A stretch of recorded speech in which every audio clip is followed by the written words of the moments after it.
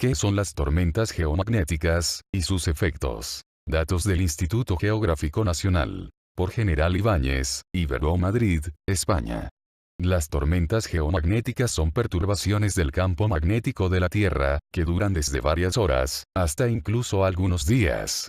Su origen es externo, y se producen por un aumento brusco, de las partículas emitidas en las erupciones solares, que alcanzan la magnetosfera, produciendo alteraciones en el campo magnético terrestre. Las tormentas geomagnéticas tienen un carácter global, comenzando simultáneamente en todos los puntos de la Tierra. No obstante, las amplitudes con que se observan las tormentas en distintos lugares son diferentes, siendo mayores cuanto más alta es la latitud. ¿Y cómo se forman? La ocurrencia de tormentas geomagnéticas está relacionada con la actividad solar. El Sol está continuamente emitiendo partículas en lo que se conoce como viento solar. Normalmente estas partículas no llegan a penetrar en la atmósfera terrestre, ya que son desviadas por la magnetosfera terrestre. Sin embargo, el Sol no tiene una actividad constante, sino que presenta una actividad que varía, según periodos de 11 años de duración, en lo que se conoce como ciclo solar, que se cuantifica en función del número de manchas solares que presenta en cada momento.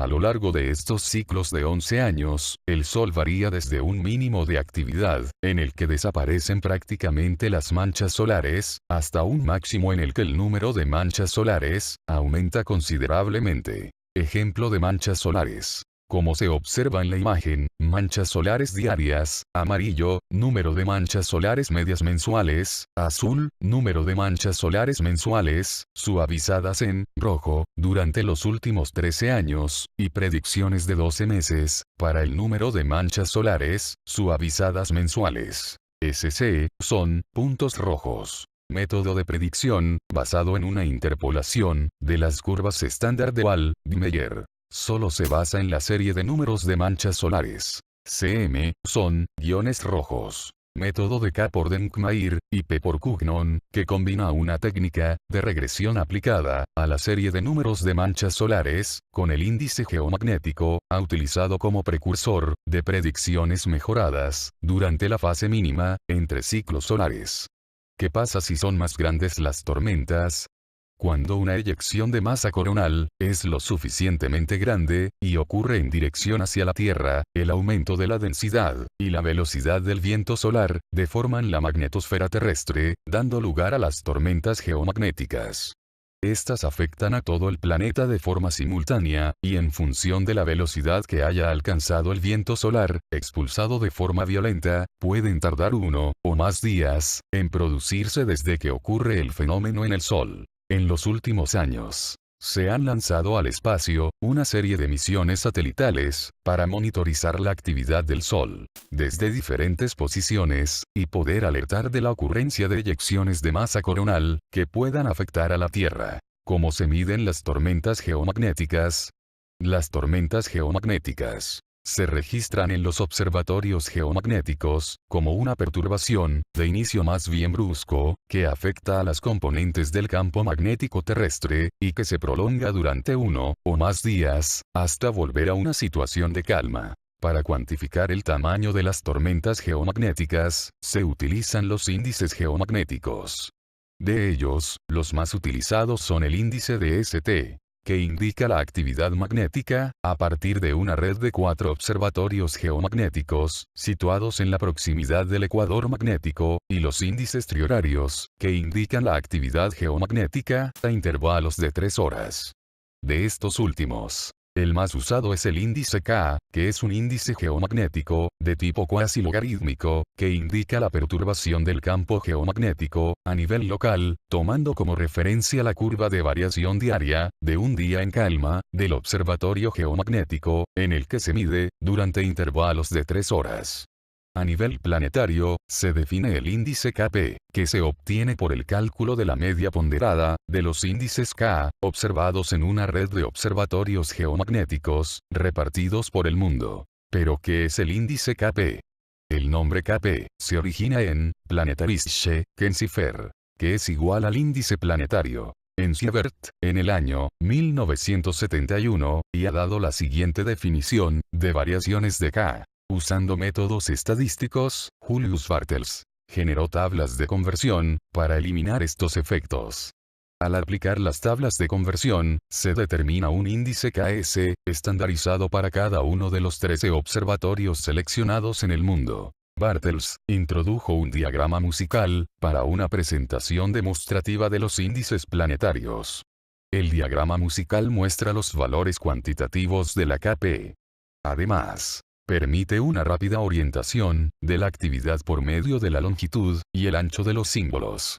La repetición de los periodos perturbados se expresa claramente a través del ordenamiento conveniente de las rotaciones solares. La clave del diagrama durante los años de 1949-1996, KP, se ha derivado en el Instituto Geophysik de la Universidad de Göttingen, en Alemania. Desde 1997, se usan ampliamente en estudios ionosféricos y magnetosféricos, en general, que miden la actividad geomagnética en todo el mundo. Las variaciones de K son todas las perturbaciones irregulares del campo geomagnético, causadas por la radiación de partículas solares, en el intervalo de 3 horas. Todas las demás alteraciones regulares e irregulares son variaciones que no son KP. KP se introdujo como un índice magnético por Bartels en 1949. Tanto K y KP fueron adoptadas oficialmente por la Internacional de Asociación para Terrestrial de Magnetismo y Electricidad, que más tarde se convirtió en el Internacional Asociación para Geomagnetismo y Aeronomy, en 1951, y la serie de KP viene desde 1932. Ahora bien, ¿y qué es la NOAA? Es el Centro de Predicción del Clima Espacial, de Administración Nacional, Oceánica y Atmosférica. Esta agencia NOAA, de Estados Unidos, ha definido una escala para cuantificar la intensidad y los efectos de las tormentas geomagnéticas. Consta de 5 posibles valores, G1 hasta G5, relacionados con los valores del índice KP alcanzado, e indica la frecuencia y promedio que aparecen en cada ciclo solar. La meteorología espacial, Space Weather, que es clima espacial, se ocupa del estudio de las condiciones en el conjunto Sol-Tierra, como consecuencia de la actividad solar, y de los riesgos derivados para las personas, y los sistemas eléctricos y electrónicos, los satélites, y las telecomunicaciones. En la actualidad, son muchos los organismos dedicados a la meteorología espacial, que a lo largo de todo el mundo, se dedican a la monitorización del Sol y sus efectos sobre la Tierra, aglutinando datos de satélites, observatorios geomagnéticos, y otros sensores. En España, es el Servicio Nacional de Meteorología Espacial, SENMES, quien está realizando estas tareas de monitorización y divulgación, en el que participa el Instituto Geográfico Nacional, aportando datos de sus observatorios geomagnéticos. ¿Y cuáles son los efectos de las tormentas geomagnéticas? Las tormentas geomagnéticas, normalmente son de pequeña magnitud, y no ocasionan daño alguno. Las auroras boreales, en el hemisferio norte, y las auroras australes, en el hemisferio sur, son las manifestaciones más agradables de las tormentas geomagnéticas, y se producen al interactuar las partículas solares, cargadas eléctricamente, con la atmósfera terrestre. Cuando se produce la llegada de una gran cantidad de materia, por efecto de una eyección de masa coronal, el campo magnético terrestre trata de desviar estas partículas, pero finalmente acaban penetrando por las zonas próximas a los polos magnéticos, y entran en contacto con las capas altas de la atmósfera. En estas capas, las partículas interaccionan con los gases de la atmósfera, como son oxígeno y nitrógeno, lo que va a condicionar el color con que se verán las mismas. Si bien las auroras son frecuentes en altas latitudes, cuando están asociadas a tormentas geomagnéticas extremas, pueden llegar a verse en latitudes mucho más bajas. Así, por ejemplo, la gran tormenta del 1 de septiembre del año 1859, que se conoce mundialmente como el evento Carrington, produjo auroras por toda Europa, Centroamérica y Hawái. En España, este fenómeno se pudo contemplar de forma bastante espectacular, y fue recogido por la prensa local de la época. Hay daños extremos, por tormentas geomagnéticas. En los casos menos frecuentes, en que las tormentas geomagnéticas son más intensas, es cuando se pueden producir daños sobre las infraestructuras y las personas. Este fenómeno, habitualmente tiene ciertos efectos sobre las personas, pero esos dependen del cuerpo del individuo. Algunos sufren dolores de cabeza, otros no, comentó Mikhail Panasiuk, director del Instituto de Investigación en Física Nuclear, de la Universidad Estatal de Moscú. El científico precisó que nuestro organismo está formado principalmente de agua, que es un elemento conductor, por lo que si cambia el campo electromagnético de la Tierra, ocurren procesos dentro de nuestro cuerpo. Las tormentas magnéticas que afectan a la Tierra, contribuyen al aumento de las muertes por infarto, revelaron los científicos, del Centro de Investigaciones del Cosmos, IKI, y del Instituto de Ionosfera y Magnetismo Terrestre, de Rusia. El principal blanco de las tormentas magnéticas es el corazón y el sistema cardiovascular, aunque el efecto de este fenómeno natural en el organismo humano es muy amplio y no siempre negativo, aseguró Yuri Zaitsev, experto del IKI, a la agencia Interfax. Recordó que el organismo humano, en mayor o en menor medida, es sensible a los campos magnéticos, y que muchas personas, con determinadas enfermedades crónicas, o de avanzada edad, sufren recaídas de salud, cuando las tormentas magnéticas afectan a la Tierra. Explicó que bajo la afectación de campos magnéticos, de frecuencias bajas, a los enfermos cardíacos, se les desestabiliza el ritmo cardíaco, y en consecuencia, aumenta el riesgo de que se produzca un infarto, o muerte súbita por arritmia. Observaciones hechas en Moscú, durante tormentas magnéticas, con micropulsaciones registraron incrementos de hasta el 13% en el número promedio de infartos de miocardio, y un 7,5% de los casos de derrame cerebral. Las personas también se pueden ver afectadas por fuertes tormentas geomagnéticas, cuando viajan en avión, durante las mismas.